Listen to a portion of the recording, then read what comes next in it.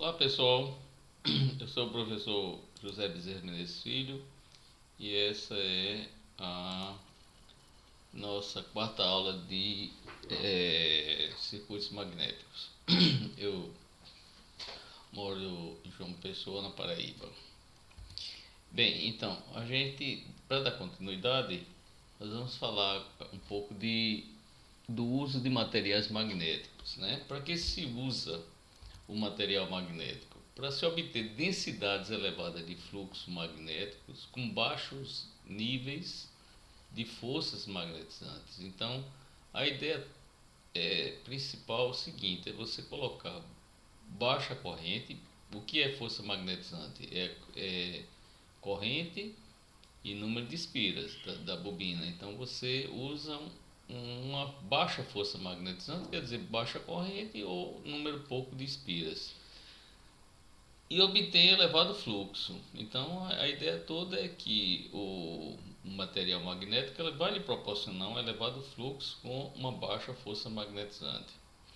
Forças magnéticas e a densidade magnética elevam-se com a densidade de fluxo.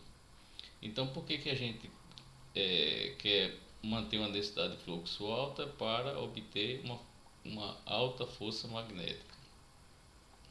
Os materiais magnéticos melhoram o desempenho dos dispositivos de conversão de energia. Então, nós utilizamos os materiais magnéticos para delimitar e direcionar os campos magnéticos. Então, no circuito magnético, como já vimos em aulas anteriores, então a gente considera que todo o fluxo magnético está transitando no interior do campo do material ferromagnético, tá bem? Quer dizer, a gente considera que a maior densidade de fluxo está no interior e não no ar, né? Em transformadores servem para maximizar o acoplamento entre os enrolamentos. Em máquinas elétricas são usados para dar forma aos campos, né? Aqui é campos, né? De modo que o conjugado desejado seja produzido. Os materiais ferromagnéticos, eles são compostos de ferro e de ligas de ferro com cobalto, tungstênio, níquel, alumínio e outros metais. São formados por um grande número de domínio, isto é, regiões nos quais os momentos magnéticos de todos os átomos estão em paralelo. Então, veja, aqui o material ferromagnético ele possui os domínios magnéticos relacionados às moléculas. Só que esses domínios magnéticos estão completamente desordenados. Então dá para notar aqui que os domínios magnéticos dessa região ela aponta para a direita, essa aqui aponta no sentido divergente, né? No sentido oblíquo aqui, essa também, essa também. Você veja que todos os domínios eles não apontam para uma única direção. Ao se aplicar uma intensidade de campo magnético, essa intensidade ela vai trabalhar no sentido de alinhar todos os campos de modo que todos eles fiquem na mesma direção. Então, é por isso que você obtém uma densidade de campo no interior do material. É porque os domínios já existem a nível molecular, e aí quando você coloca um campo externo, esses domínios vão se alinhar. Essa figura foi obtida desse site. Então, a permeabilidade magnética, ela vai dizer a você quanto você obtém de densidade de fluxo pela intensidade magnética que você está aplicando. Então, essa é uma relação que vai lhe dizer o quanto você vai obter de densidade de fluxo quando você aplica uma intensidade de campo. Então, os momentos magnéticos tendem a se alinhar com o campo externo. Como resultado, os momentos magnéticos somam-se com o campo externo, produzindo um valor mais elevado de densidade de fluxo que aquele produzido no ar. Logo, a permeabilidade efetiva, sendo a razão entre B e H, é muito elevada. Bem, então a gente já viu que se eu aplicar no material ferromagnético uma determinada intensidade de campo, eu vou alinhar os domínios magnéticos e por isso eu vou obter uma densidade magnética elevada no interior do material. Só que à medida que eu aumento a intensidade de campo, conforme essa figura está mostrando, os domínios vão ser alinhados até um certo ponto. Além daquele ponto, ele não se alinha mais, porque já ocorreu uma saturação magnética. Então, essa figura aqui, que eu obtive aqui desse site, ela mostra bem, ela é muito didática, porque ela mostra exatamente o comportamento dos domínios magnéticos. Imagine o seguinte, ele nessa região aqui, inicialmente, quando não se tinha nenhuma intensidade de campo e o material não tinha sido submetido a nenhuma intensidade de campo, a densidade de fluxo era zero. Significa dizer que todos os domínios magnéticos aqui estavam desalinhados. À medida que eu estou aumentando a intensidade de campo, a densidade de fluxo vai aumentando até chegar a um ponto em que praticamente o que era possível se alinhar de domínios magnéticos foi alinhado. Então, mesmo que eu aumente a intensidade de campo aqui, eu vou aumentar muito pouco a densidade de fluxo. Bom, então se eu começar a diminuir a intensidade de campo, ela não vai voltar pelo mesmo local em que ele veio, como esse aqui. Ela vai voltar por outro caminho, então ela vai seguir por esse caminho aqui. Quer dizer, ela vai ter como se fosse uma memória interna. Mesmo que eu diminua a intensidade de campo, a densidade de fluxo, ela não vai diminuindo na mesma proporção que subiu, ela vai diminuindo menos. Chega um determinado ponto em que a intensidade de campo é igual a zero. Não tem mais intensidade de campo, mas ele ficou ainda com os domínios magnéticos, boa parte dos domínios alinhados, então representado por esse valor aqui.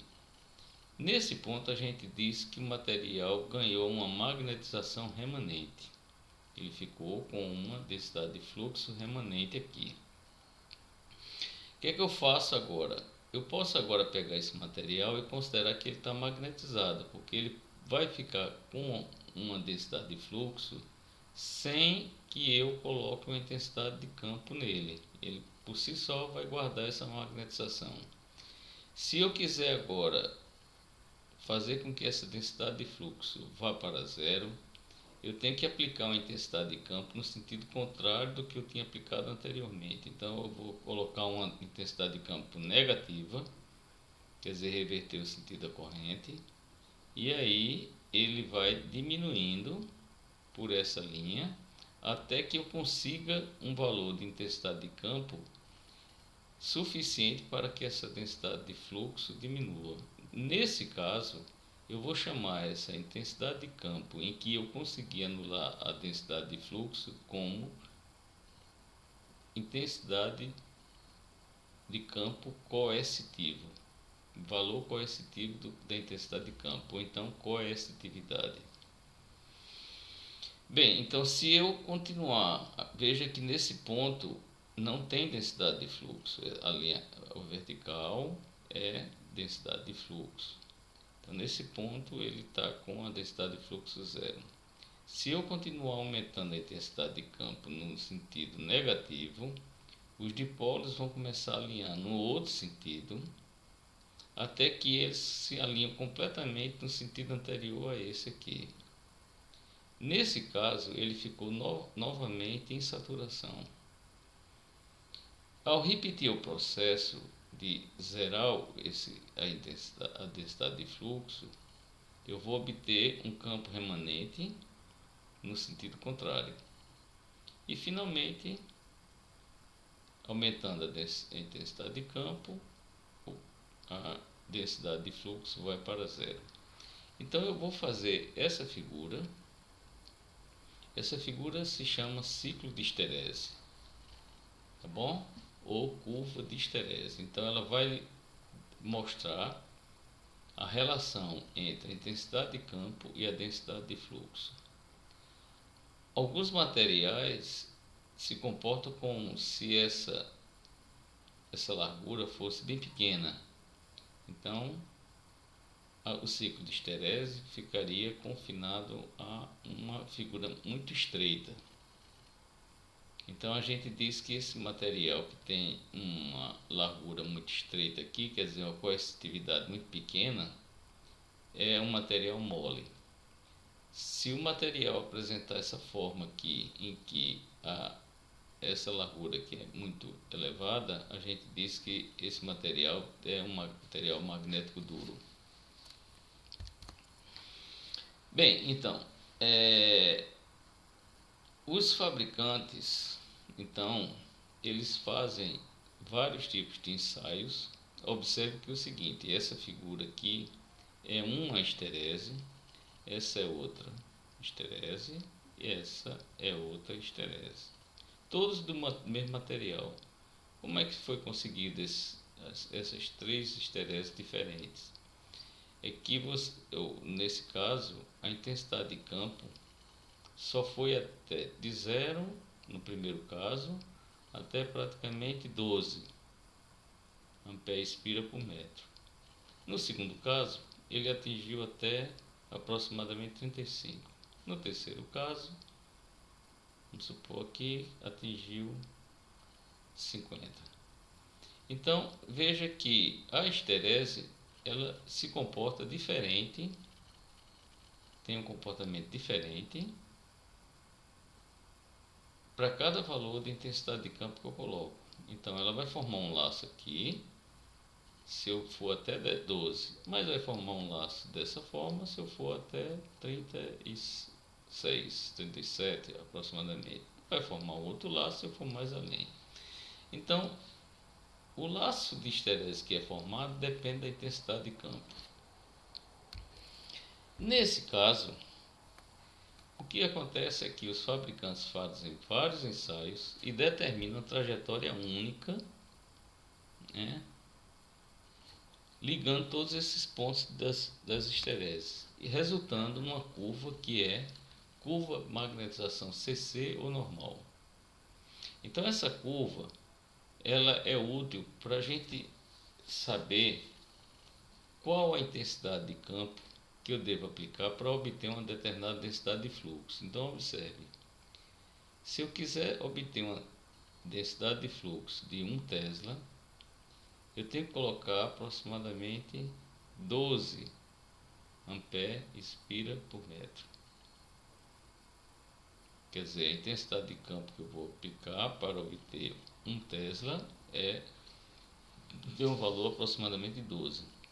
Então, com essa curva DC, onde você pode obter nos sites dos fabricantes, você pode determinar qual a intensidade de campo necessária para conduzir o material a uma densidade de fluxo de um determinado valor.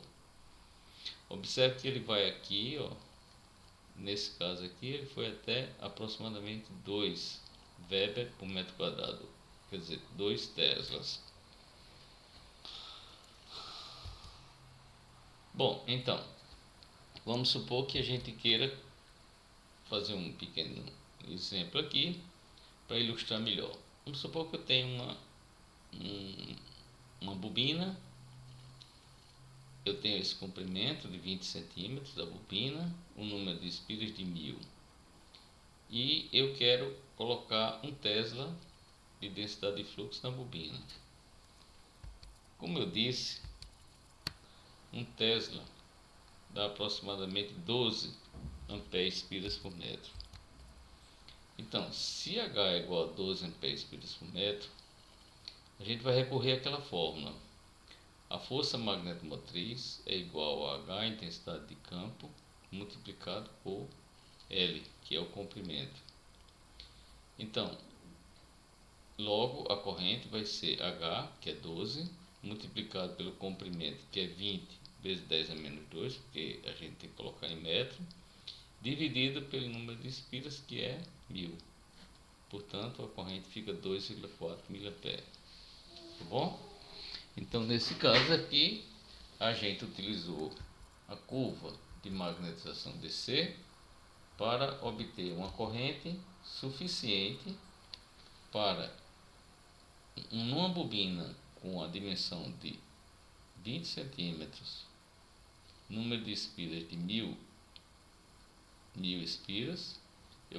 Se eu quiser colocar 1 Tesla, eu tenho que colocar 2,4 milímetros ou miliamperes. Muito bem, pessoal, então é isso. Eu espero ter colaborado mais uma vez com a disseminação do conhecimento nessa área. Muito obrigado.